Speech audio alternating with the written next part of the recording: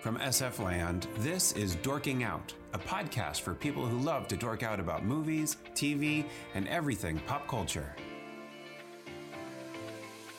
Welcome to Dorking Out. My name is Sonia Mansfield, and we're eastbound and down, loaded up and truckin'. Joining me is my podcasting sister from another mister and the co-host of Dorking Out, Margo D. Hello, my friend. Hey, my friend. We got a long way to go and a short time to get there. At least 45 minutes.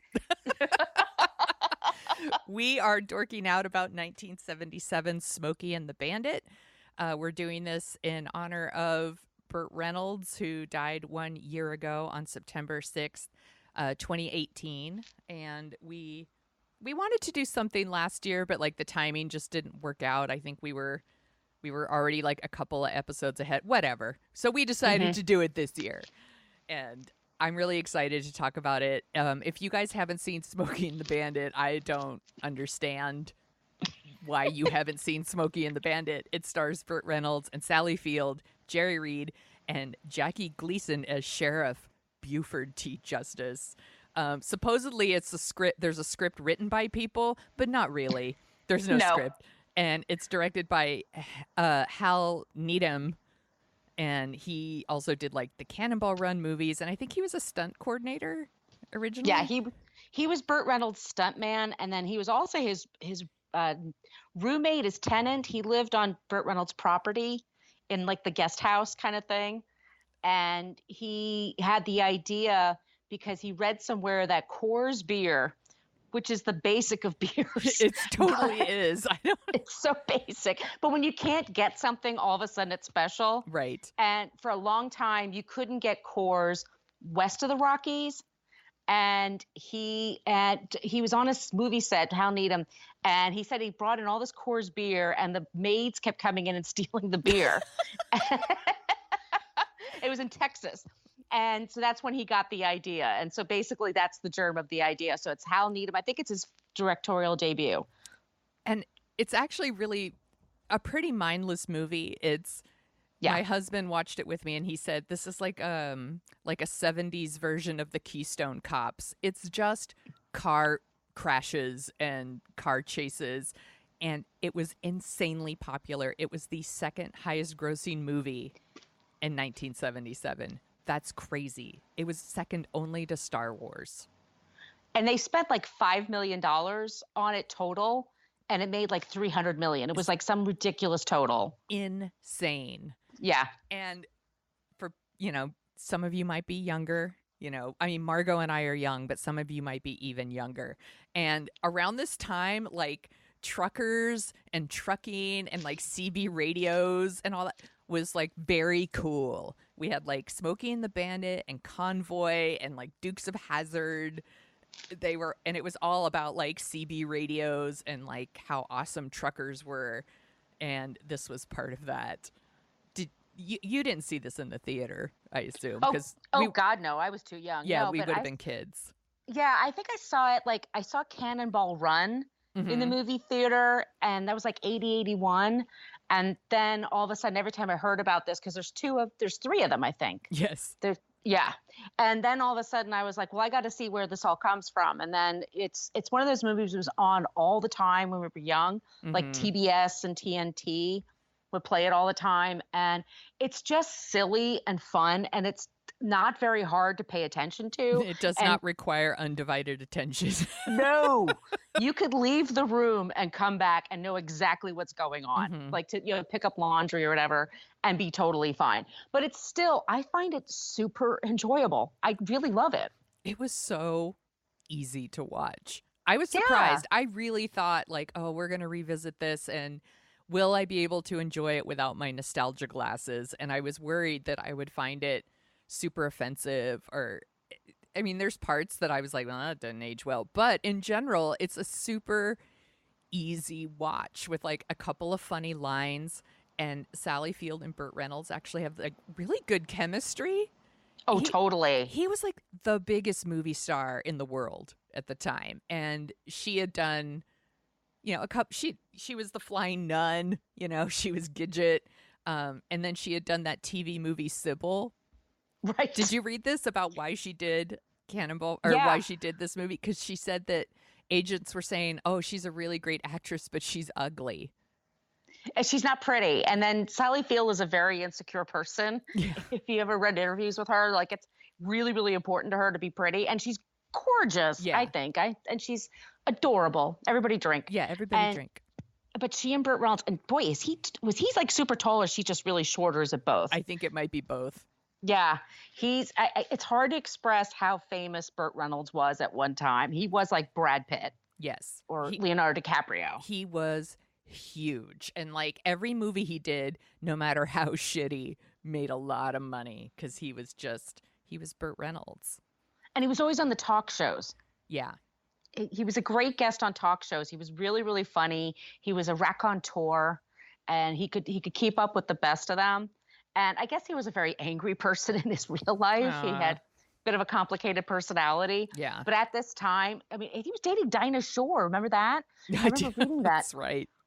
She was like 12 years older than him, 20 years, whatever. But women loved him, men loved him. And his movies were just super fun. I just like Norm Macdonald's version of him on Saturday Night Live. Yeah, great. My name, love it's it. Turd Ferguson. Turd Ferguson. It's funny. And I've got a giant foam cowboy hat on. It's funny. My sister's boyfriend dresses up as Turd Ferguson on Halloween. Oh, stop it. He does. He wears the foam cowboy hat and everything. He looks just like him. It's amazing. Oh, that's hilarious. It is so funny. So apparently Burt Reynolds and Sally Field started dating during this. This does not surprise me because, like I said, they have this really good chemistry and they do have just these funny little lines together. It's almost like a 1940s delivery. It's very like rat-a-tat-tat. Yeah.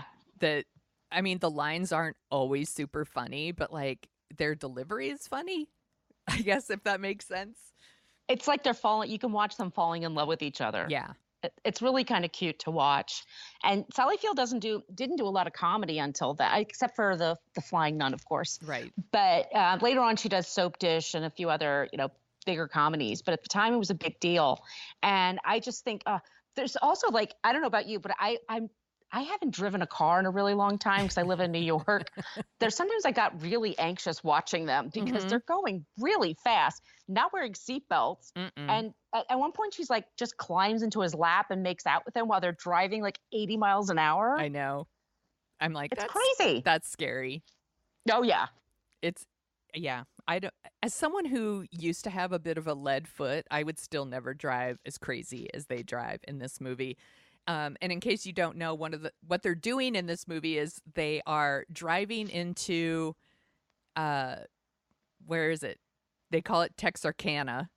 Texarkana. Yeah, so they're driving into there. They're picking up all this Coors, and they're driving it back to Atlanta, Georgia, where this would be considered bootlegging. You are illegally transporting alcohol across state lines. So it's 900 miles there, 900 miles back, and they've got. Did they say how long they have? Is it 24 hours? No, it wasn't even. I think it was only like 18 hours. I think it was or 28 hours, one or the other. But they didn't have that much time. And he brings Jerry Reed with him. And Jerry Reed, God, is he funny in this movie? He's so great. Cletus. And his dog Fred. Fred's so cute. The Basset Hound. Fred is so cute. And I actually really like Jerry Reed in this. I think he's really funny. And Sally Field is a runaway bride that Burt Reynolds' Bandit picks up along the way. And she was supposed to marry Jackie Gleason's character's son's was a Sheriff Buford T. Justice and his son Junior, who's so dumb. Who's so big and dumb. So big and dumb. But she's like, what the hell am I doing? So she like ditches him, and because he has Sally Field with him in his car, Buford T. Justice is chasing him like across state lines trying to catch him. It is completely mindless in a good way. In a good way. In a very good way. And so the bandit's in a Trans Am leading the truck, and he's supposed to provide like subterfuge and like distract the cops. And like, is this a thing? Is this? I also like. So they're getting $80,000 for this, and they're going to split it. Right. And I'm like, how much does that beer cost? Like, because I'm thinking like they had 400 cases. I'm like trying to do the math in my head, and like Paul Williams and Pat McCormick Yes. are in there, and they are freaking hilarious. Big and little Enos. And handing the money over, and says, I need a fast car. And I need this, and I need this. I love Burt Reynolds' delivery in this thing. He's so confident. He is. And laid back, but intense. It's just great. And I think Pat McCormick and Paul Williams are really, really funny. And just like Paul Williams, his delivery, like every line made me laugh, where it was just like about how he wants to kick Bandit's ass and how a lazy bum and a legend look very similar. And just everything he says made me laugh. He was so funny.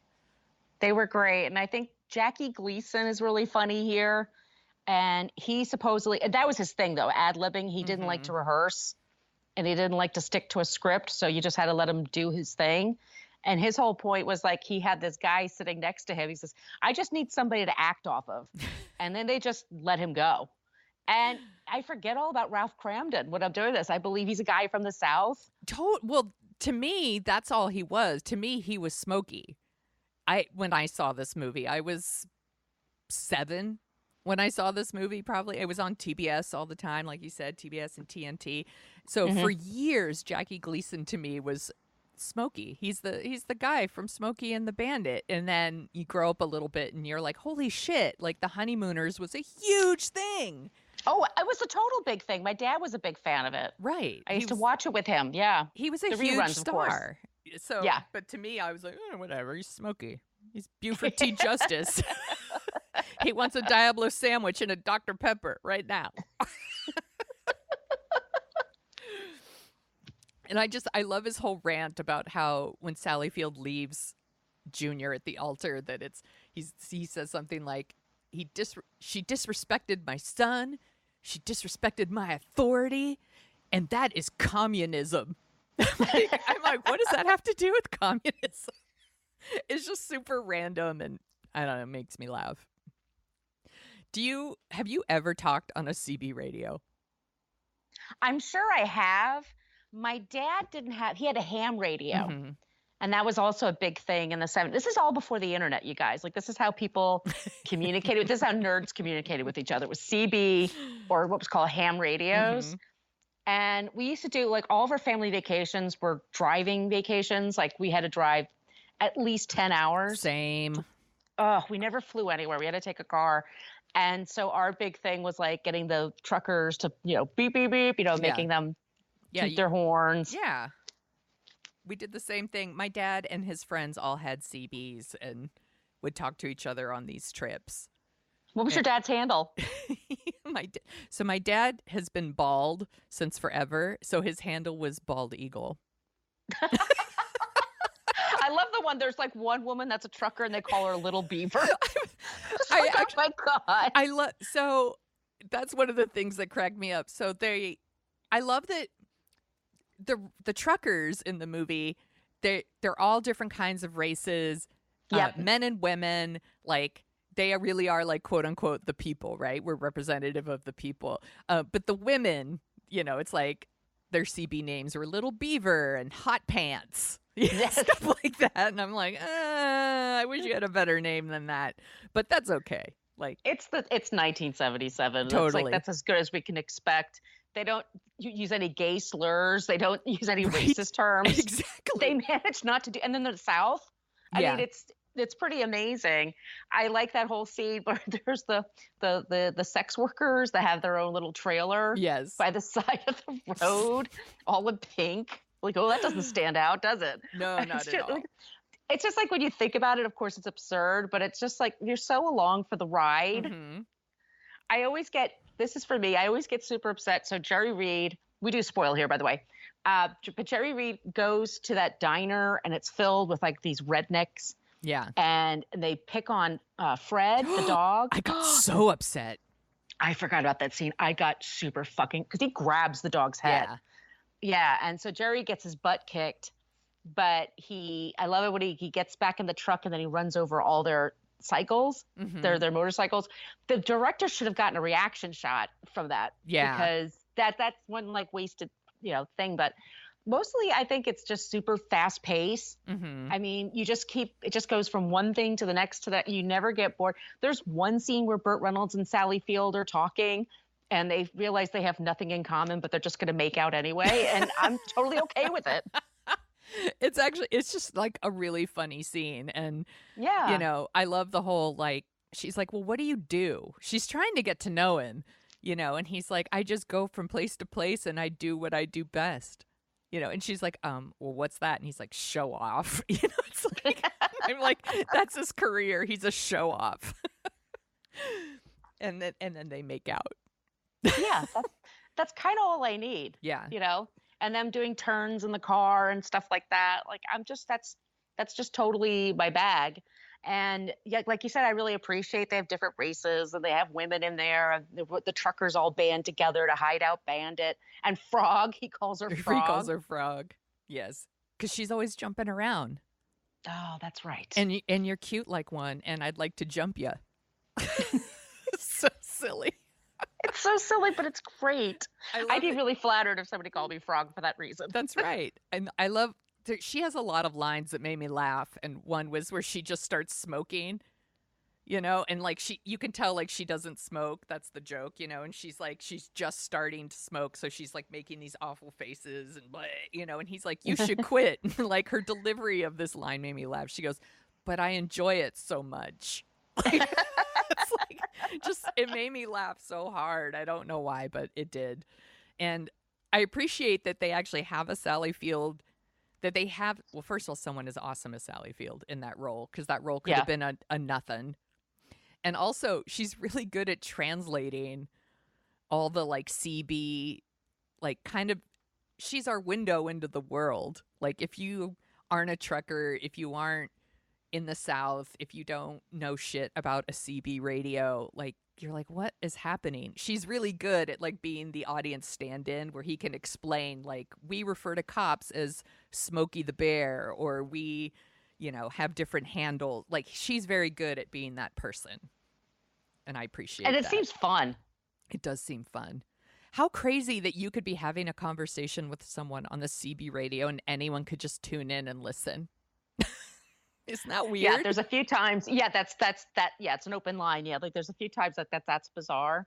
I also really like that the car that Buford's in, Jackie Gleason, it just turns into a bigger and bigger piece of shit as they go, because this is evidence and I'm collecting the evidence all the way to a pickup. I always makes me laugh. And I love that he makes his son like hold his hat on while he's driving. That's while he's driving. They don't have a roof. It's so silly. It's so silly. It is so silly. And then there's just like little parts where they kind of break the fourth wall. Like Burt Reynolds like looks right at the camera, and like almost like a wink, like I'm so awesome. I'm Burt Reynolds. And Burt Reynolds was really good at playing the bandit, because I think Burt Reynolds he's a show off too. Yeah, I was thinking, like, he's more like today, I think, like Matthew McConaughey. Totally.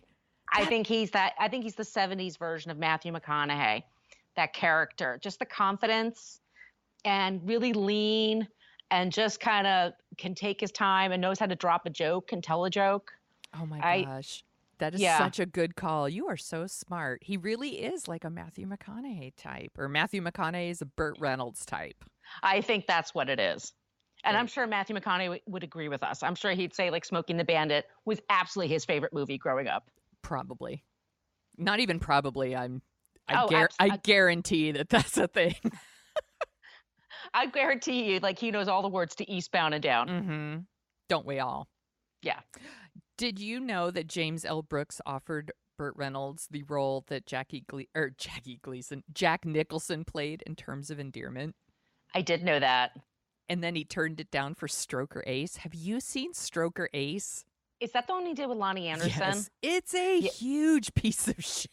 Oh, yeah, but I'm sure, I bet you, like, Burt was, like, nervous. Like, I've never taken on a part like that before. Right.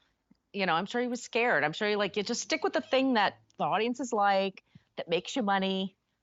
I think that's what his thinking was. I have a feeling Stroker Ace will not age as well as Smokey and the Bandit. No, and I don't know if we're ever going to watch it.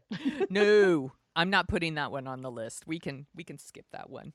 Yeah. I'm going to do a hard pass. What do you think your CB handle would be, Margo? Brooklyn Fit Chick. Duh. What would yours be? Red Sonia? Yeah, there you go. Maybe I shouldn't be using my real name in it, though. Hot Pants is already taken, so I don't know. Big Beaver. I'm Big Beaver. Nobody wants to be Big Beaver. I say watch the movie if you're going to watch it, and definitely because it's end of summer. If you're just looking for frothy entertainment, it's perfect. Watch it with the captions because it's hilarious. Like there's just sometimes when they say things that you're just like Sally Field at one point says fracata, which is a Yiddish word, and I'm just sort of like, wow, is she from Brooklyn? Like, what is the deal with frog here? I mean, there's just certain things they say that are just great. It is the script is so weird, and I use the word script and I put little air quotes around it because, like I said, there are these names written down as someone who actually wrote the script, but I kept reading that it's almost 100% improvised. And just some of the things they say, like she asks him, what are you going to do when all of this is over? And he says, I'm going to go to bed. And she's like, And he's like, and sleep for a week. And she's like, want to bet? Like, she's hot for it. Let's just say that. He doesn't have to work hard. No, he doesn't. She's pretty hot for him from the get-go. Yeah. Yeah. But like I said, they have really good chemistry. But you know what? I would be too. Yeah. We all would be. He's Burt Reynolds. Did you watch the second one at all? I'm sure I did. I think I don't know if it's as funny. I love the first Cannonball Run movies. I like the Cannonball Run movies. Captain Chaos, Dom DeLuise. The first Cannonball Run is the one with Dean Martin and Sammy Davis Jr., right? Yes. And they're and they're like drunk priests, and then Shirley MacLaine is a nun, right? In that one. Shirley MacLaine? I think it is. Oh, wow. No, I know there's like the second or third one had Farrah Fawcett. Yeah. Yeah. I think that might be the second one. I wish I didn't know that. Why do I know that? Maybe it's the good first movies. one. What do I know? I have seen them a lot, though. They are, once again, completely ridiculous, but super fun. They are so fun. Yeah. I saw the second one, but the second Smokey and the Bandit, I should say, and that's the one where he's transporting an elephant. Yes. Like a pregnant elephant, I believe.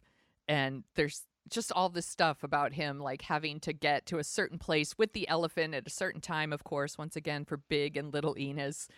And I don't know, he's willing to like jeopardize the elephant's health to make it. And then Sally Field's like, don't you do that, I'm leaving you, and all this. I don't know. It does not do it for me like this one.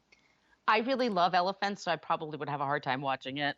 Yeah. I don't like to see them in captivity. I don't like to see them. Yeah. I think they're beautiful. They're beautiful and they're too smart. Yeah. They're too smart. They're smart. They're smart. I think that about most animals. They're better people than we are. And I have to say, I like the end of this movie, the first one, where they win, but then they're going to go double or nothing. Yeah. And they're going to go to Boston and get clam chowder. Bring it back. It's so silly. But I love it. But it is really funny. It's just like, yeah, that's what we're doing now because we like the chase, basically. Yeah. Yeah. And that's fine. It's totally, it fits within the context of the movie. It fits within the characters and it's fun. And I wish the second one had just picked up where they left off. Instead of bringing in an elephant. Oh, gosh. But apparently the studio didn't think it would make money. Because they opened it at Radio City Music Hall and it didn't do well. And then they just started playing in theaters in the South. And then they opened up wider around the country and it totally picked up then. I mean, I can't imagine opening this in New York City and an urbane audience. Everyone in New York City's like, is this a foreign movie? No. I mean, this is such a drive-in movie, if anything. It totally Like, is. I think it's totally, yeah. So, but it is so much fun. It made so much money, and it was nominated for an Oscar for film editing, which I thought was interesting. It's interesting because they have a lot of, if you check the Amazon, it shows like the goofs, and there's so many times where there's so many continuity errors, because I'm sure, how would you do it? I mean, you have so many cars moving all the time. That had to have been a nightmare. Maybe he did deserve the Oscar nomination, because that could have not have been easy. Was Eastbound and Down not nominated? Now I'm looking it up. I have to know. Look that shit up. So Jerry Reed was a country singer, songwriter, and an actor, and the director asked him to write a song, and he just started playing Eastbound and Down, and the director, Hal Needham, made a face, and he goes, "Oh, I'm sorry, man, I'll write you another one." He goes, "Don't you change a fucking word. That is perfect." And he's right. Once you hear it, you can't not hear it. Right. It's in your head all day. I have been singing it for 48 hours. Yeah. It's not nominated. How is that possible? What the fuck? So, Best Original Song, the winner was You Light Up My Life. Oh my God, that song is terrible. It is terrible, and it was insanely popular. And then after, the other songs are something called Candle on the Water from Pete's Dragon. Okay. Actually, this one's really good. Nobody Does It Better. Okay. Carly Simon. That song's rad. Totally rad. Something called The Slipper and the Rose Waltz. I don't know that at all. No. And then Someone's Waiting for You from The Rescuers. Are you kidding me? This was 1977? Yeah. How is that not? Wow. How is Eastbound and Down not nominated? Because it's a crock. That's some bullshit. That's some fucking bullshit. Jerry Reed deserved the Oscar for that. Jerry Reed is so likable. Yes. He is so and he could really take a punch too, by the way. I was like, really. I know, I felt so bad for him. In that scene, I was like, oh my God, they're really kicking his ass. He's skinny, yeah. He's so skinny. He's such a good snowman. And like you said, I got really nervous when they grabbed Fred. And they were like, your dog, by his his neck scruff or whatever. And I was like, yeah, if they start fucking with this dog, I'm going to get really mad. And it's like a really cute basset hound with bloody eyes, it's like bloodshot eyes. Fred. And which they, like I said, Dukes of Hazzard was something that came out the following year. And, the sheriff in that has his basset hound that he drives around. Flash. It's it's the same kind of, the show is just totally Smokey and the Bandit, the show. Oh, absolutely. It's a total ripoff. They even jump a bridge. Yeah. In every episode of Dukes of Hazzard, none of the bridges existed in Hazard County, apparently. They were always every episode. There's that bridge is washed out again. They're going to have to jump it. Those Duke boys, they're in a pickle. Are they going to get out of it? And then they go to commercial. Yep. And then they, go to the whatever the club was, and some country singer got caught in a speed trap. And you'd have Loretta Lynn, or somebody like that singing for them. Oh my God. Oh my God. What was the name of that place? I forget. It was Boar's Nest. Oh my God. You are on fire today. Me. That just popped into my head. Boar's oh my Nest. God. You are totally right. You're fucking genius.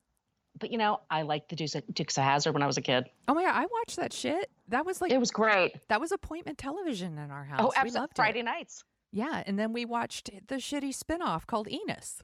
It was terrible. Bless his heart, which is terrible. Oh, bless your heart, Enos. That was a terrible show. I think it ran 6 episodes.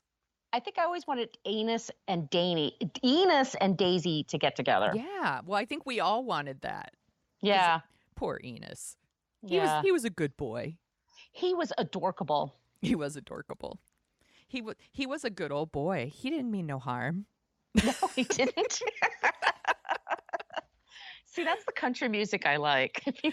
I would totally see a concert of that kind of stuff. The new country nowadays, no. Yeah, that's true. New country doesn't do it for me either. It's too poppy. Yeah, I think you're right. And it's all about trucks and going to parties. It's not my thing. No. We went to a restaurant last week and had dinner.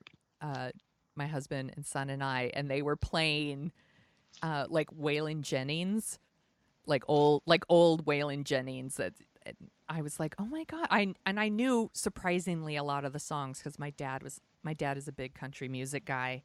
And I was like, this is the kind of country I can handle. I can handle like Dixie Chicks, like, you know, that sort of thing. But like new country is not my jam.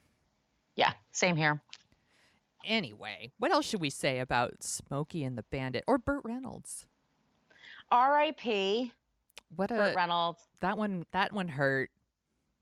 Yeah, he was a complicated person. Yeah. Yeah, and he had, but he I don't know, he was so entertaining, and for what he did it better than anybody. Yeah. What was your favorite Burt Reynolds? Was it this? I love Smokey and the Bandit. I love Cannonball Run. What else is he really? I just loved him as a kid. I just loved him as a talk show guest. I just thought he was super funny. Him and Dom DeLuise. They were so funny cracking together. each other up. I could watch that all day. Like, you give me the outtakes from those movies of just them cracking each other up. I can watch that on a loop. They just released that into theaters. Just the outtakes. Yeah, I would totally trust me, people would show up. I loved Smokey and the Bandit, and I don't know if there was another one that I watched as much as Smokey and the Bandit. I was kind of blown away by how much I remembered rewatching this.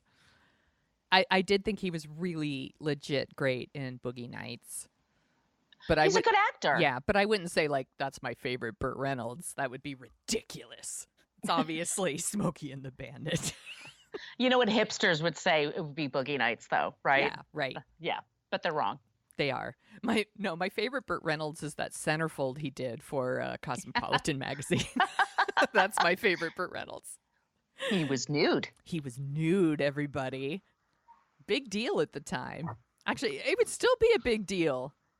If Matthew McConaughey did a nude, like, centerfold for Cosmo now, it'd still be a big deal. Absolutely. And let's throw that out into the universe. Maybe it'll happen.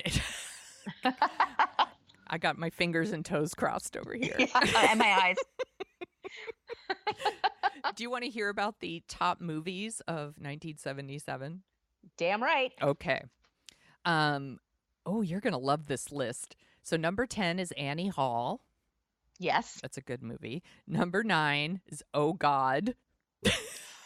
I remember this movie. I used to love it when I was a kid. Starring George Burns and John Denver. Who's very good, by the way. He is really good. There are a lot of country singers acting, huh? Yeah. Because Chris Christopherson is in Convoy. Reba McEntire does a lot of acting. Yeah. She's really funny. Yeah, Tremors. Kenny Rogers was such a good country singer. They let him do shit that he couldn't even act in. Like, he did all those gambler movies and stuff. Six Pack. Do you remember Six Pack? I do remember Six Pack. I've seen all those movies. Yeah. My mom loved Kenny Rogers. Oh, my God. My parents loved Kenny Rogers. They saw him in concert all the time. Yep. I know way too much Kenny Rogers songs. Number 8 is The Spy Who Loved Me. And that's a James Bond movie. Right. Yeah. Number 7 is something called The Deep. Yeah. Did you ever see that? No. It's a movie. It was like competing with Jaws, but it was just about deep sea diving and how dangerous it was. And the big thing about it was Jacqueline Bisset is in there, and she's like at her hottest. Oh, she's gorgeous. Okay. And they have her in a white bathing suit, and then she jumps into the water, and you could see her boobs. I'm being reductive. There's more that goes on, but that was like the poster. That's but come on, that's the part that everybody talks about. Exactly. Exactly. Number 6 is A Bridge Too Far. I don't really know that one. But here, number 5, The Goodbye Girl. One of my favorites of all time. So good. Number 4, Saturday Night Fever. Wow. Mm-hmm. That one's on the list, I'm pretty sure. That one would be really fun to revisit. Number 3, Close Encounters of the Third Kind. Yep. Legit great. Number 2, Smokey and the Bandit. And number 1 was Star Wars. I can't believe Smokey and the Bandit did better than Close Encounters. Isn't that crazy? That's crazy to think about. Oh my God, it was popular. It was insanely popular. That's why they made 2 more of them. But in the third one, they don't have Burt Reynolds. It's just Jerry Reed who plays the bandit. It's super weird. No. It's terrible. So do you want to hear about the music? Yes, I do. Okay. This is just a random sampling from 1977. So Andy Gibb, I Just Want to Be Your Everything. I love that song. I still love that song. Love that song. Legitimately love that song. Yes. Fleetwood Mac, Go Your Own Way. Awesome song. Awesome song. The Emotion, Best of My Love. Oh, I love that song Speaking too. Speaking of Boogie Nights. I know. Gosh. I wrote this down. Carly Simon, Nobody Does It Better. Yeah. It's such a good song. One of the best Bond songs. I think for so sure. too. Queen, We Are the Champions. Never heard of it. No, I'm just kidding. Bee Gees, How Deep Is Your Love? Legit great song. Yeah, you could have named like every song off the Saturday Night Fever soundtrack, probably. Yeah. It was that Heart. was huge. Oh, sorry. Heart, Barracuda. Awesome song too. Awesome song. So and then listen to this. Peter Gabriel, Salisbury Hill. that was 77? 70. I was shocked. I was like, no, that can't be right. And so I went on Wikipedia and I looked all over. That song is from 1977. It sounds like you could have recorded it now. That's legit. You just blew my mind. I'm glad I did. Yeah. That song's amazing. That's a great list. Yeah, that's all good music. I'm like, actually, probably all of those songs are on my phone. I'm sure it is. Or, yeah, Spotify for sure. For sure. What else are you dorking out about? So for book versus movie, we're talking about the Maltese Falcon. Oh, I love the Maltese Falcon. And I haven't seen this movie in many years. And so I watched it and then of course I loved it. It's Humphrey Bogart. It's incredible. But I actually looked up the original version from 1931 and it was done before the Hays Code. Yeah. So it's super sexual and the gay characters are super gay. And I've just been dorking out. I was on YouTube last night and looking at all that. The cops are coming to get me talking about this. Pre-code, get her. Pre-Hays Code, go get there. So anyway, I just been dorking out about that. It was really, really good. Oops, hold on. That's okay. We'll just ignore them. We actually did. God damn it. No, I'm just kidding. I'm giving it the finger. Okay, they're gone. It's fine. We did an episode of Old Movies, New Beer, my husband and I, about the Maltese Falcon. And we watched that original pre-code one and the weird comedy one. With Betty Davis? Yes. And then we watched the Humphrey Bogart one. And the Humphrey Bogart one is like, it's a perfect movie. It's a perfect movie. They made the right choices. Like the stuff they take out of because I've read the book obviously now, but the stuff they try to include in the 31 version versus the 41, which they had to, take out, but the acting is superb. I mean, everybody is just brilliant in it and it makes San Francisco look really cool. Yeah. And I just loved it. So I was just been dorking out about that. Who plays the woman in the 41? Is it Mary Astor? Mary Astor. She's phenomenal in that movie. And she's just incredible. And they have such great chemistry. And Peter Lorre.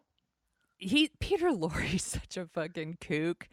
Like, he's so specific, like a certain type of actor. Yeah. But it super works. And I love Casablanca too. And yeah, those are great things to dork out about.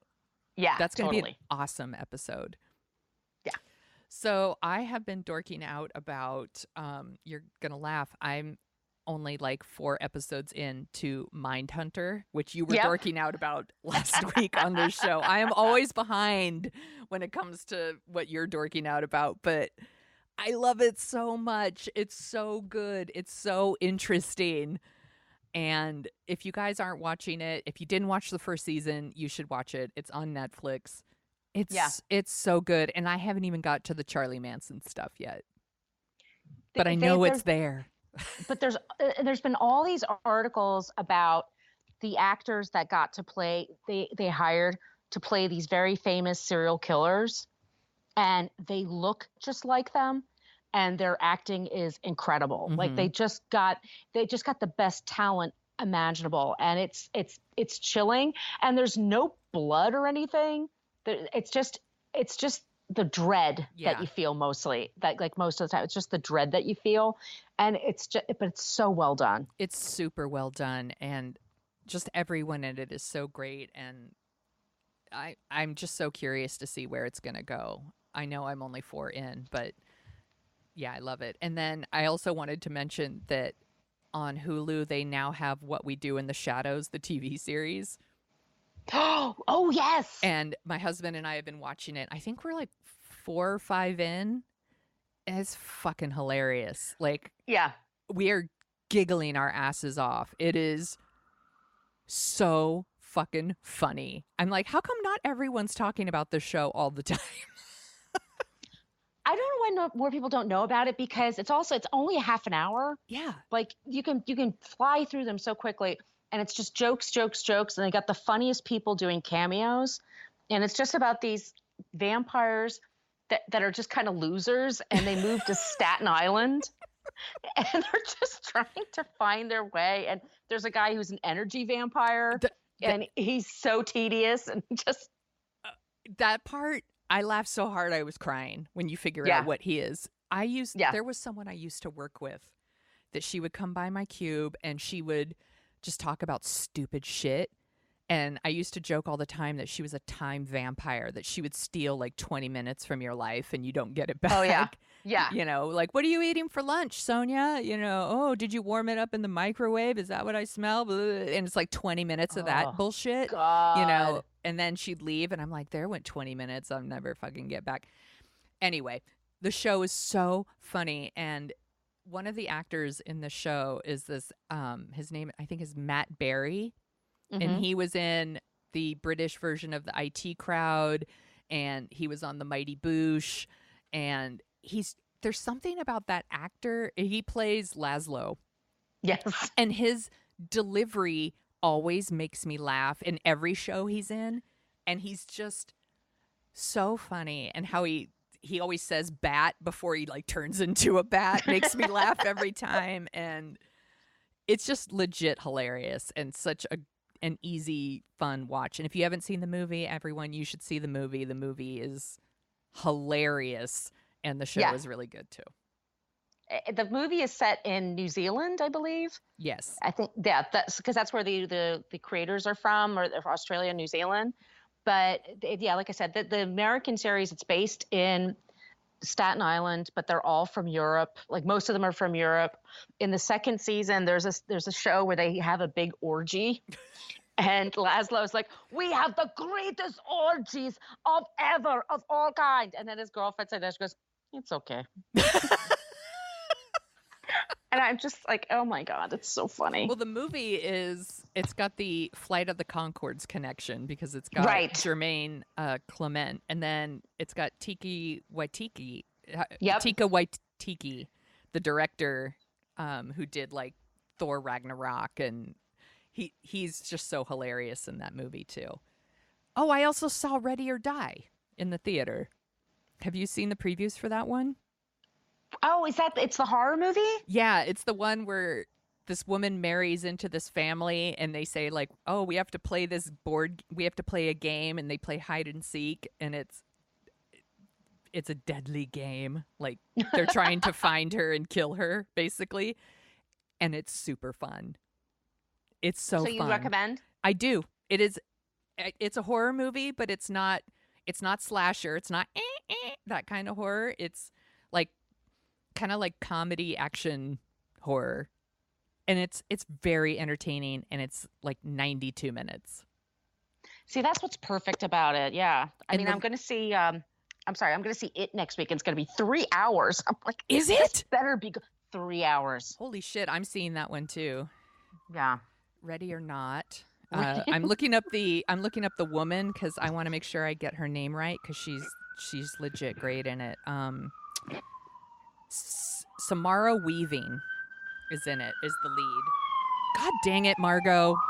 I'm sorry. I should hit the mute button. No, I was going to say stop calling the police. Stop calling the police, Margo. Sorry, you guys. It's like so quiet here, and I don't know what the hell's going on. Oh, no, you're fine. I'm just teasing. So the lead is Samara Weaving, and she's really, really great. She's super funny and badass and like dramatic when she needs to be. And it also has Adam Brody in it from the OC. Oh yeah, who I haven't seen in a while, and he's really great in it. And I was like, what a pleasant surprise. I didn't know he was in this. So oh, I don't know why he doesn't work more, or if I just don't see the stuff that he's in. yeah, Because he wasn't in a movie. He's in a movie I'm trying to think of. Rob Lowe's in there. He's in there. Oh, God damn it. Okay, it'll come to me later.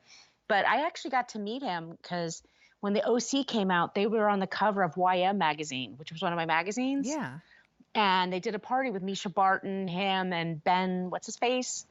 They were Oh all yeah, the Ben leads. McKenzie. Yeah. They were all really, really nice and really friendly. I'm and so I was glad like, to hear that.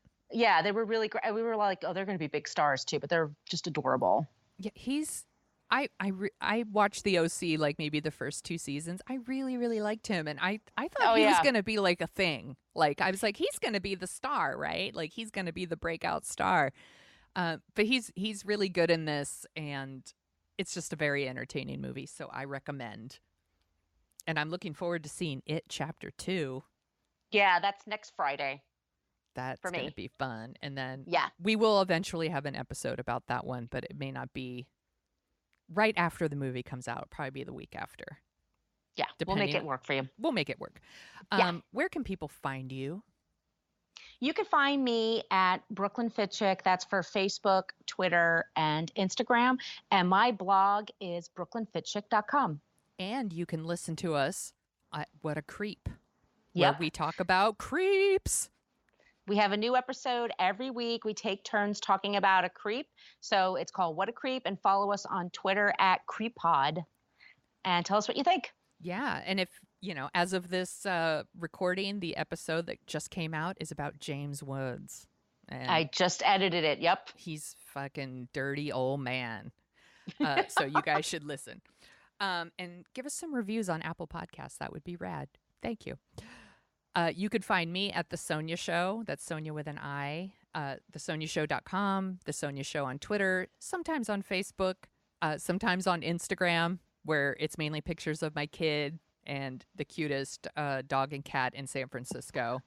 Very cute. And my cats are on my Instagram, Brooklyn Fitchick, and they're the cutest cats in Brooklyn. They are, absolutely. And you could find Dorking Out at Dorking Out Show and Dorking Out Show on Twitter and Facebook and wherever you listen to your podcast. But if you're listening, you don't need me to tell you where to listen to it.